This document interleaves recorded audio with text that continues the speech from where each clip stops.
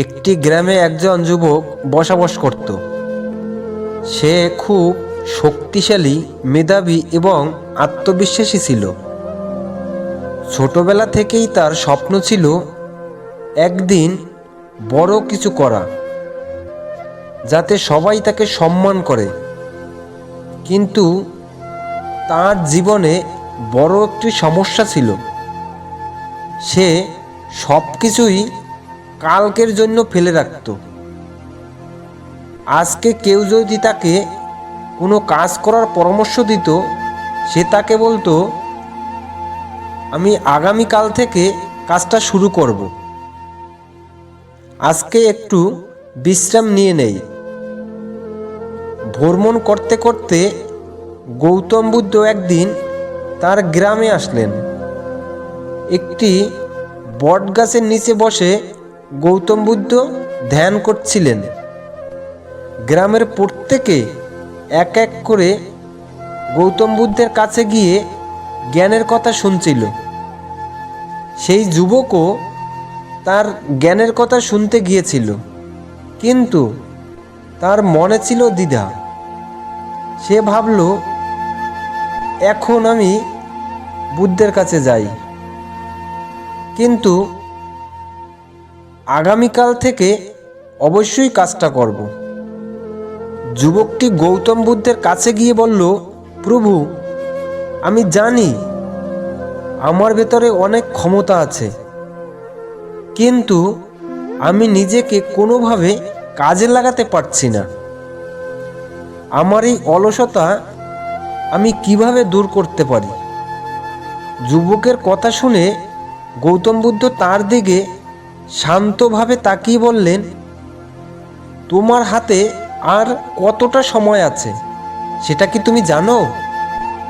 গৌতম বুদ্ধের কথা শুনে যুবকটি দিশেহারা হয়ে বলল, হ্যাঁ, আমার তো এখনো অনেক সময় আছে, সবে তো আমার জীবন শুরু হয়েছে। তখন গৌতম বুদ্ধ যুবককে একটি ছোট উদাহরণ দিলেন। তিনি বললেন, মনে করো তুমি একটি বাগানে গিয়ে দেখলে অনেকগুলো ফুল আছে। তখন তুমি মনে মনে ভাবলে, আজকের ফুলগুলো না তুলে কালকে তুলব। কিন্তু পরের দিন তুমি যখন ফুল তুলতে সেখানে গিয়ে দেখলে সেই ফুলগুলো শুকিয়ে গেছে। তখন কি তোমার একটুও আফসোস হবে না? যুবক বলল, অবশ্যই আফসোস হবে, কিন্তু আমি জানি আমি কালকে তুলব।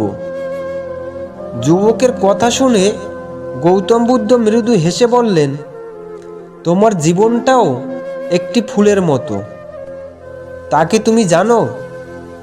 তুমি যদি আজকের সময়কে ঠিকভাবে কাজে লাগাতে না পারো, তাহলে এমন সুযোগ তুমি হয়তো কালকেও আর নাও পেতে পারো। জীবন কখনো কোনো কিছুর জন্য অপেক্ষা করে না। গৌতম বুদ্ধের কথা শুনে যুবকের চোখে মুখে অনুশোচনা ভেসে উঠল। সে বলল, প্রভু, তাহলে আমি আজ এখনই শুরু করতে চাই, কিন্তু কিভাবে করব আপনি আমাকে বলুন। যুবকের কথা শুনে গৌতম বুদ্ধ উত্তরে বললেন, তুমি নিজেকে প্রতিদিন প্রশ্ন করবে, আজ আমি এমন কিছু করতে পেরেছি যা আমাকে আমার লক্ষ্যের কাছাকাছি নিয়ে যাবে।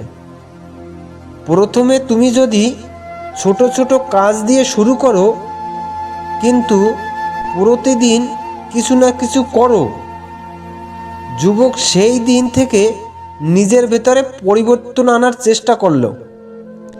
সে অলস ভাব বাদ দিয়ে ছোট ছোট কাজ শুরু করল। এইভাবে প্রতিদিন সে কাজ করতে থাকায় দিন দিন সে বড় ধরনের লক্ষ্য পূরণ করতে সক্ষম হলো। এইভাবে কয়েক বছর কেটে যাওয়ার পর সেই যুবক সত্যি অসাধারণ কিছু করে দেখালো। সে শুধু নিজেকে উন্নত করলো না, তার গ্রামকেও উন্নতির পথে এগিয়ে নিয়ে গেল। গৌতম বুদ্ধ এবং যুবকের এই গল্প থেকে আমরা শিখতে পারি যে সময় কখনো কারো জন্য অপেক্ষা করে না।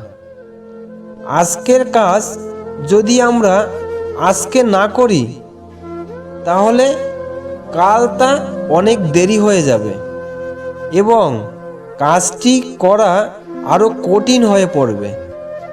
তাই জীবনে অসাধারণ কিছু করতে চাইলে আজকেই শুরু করো এবং এক্ষুনি এই মুহূর্তে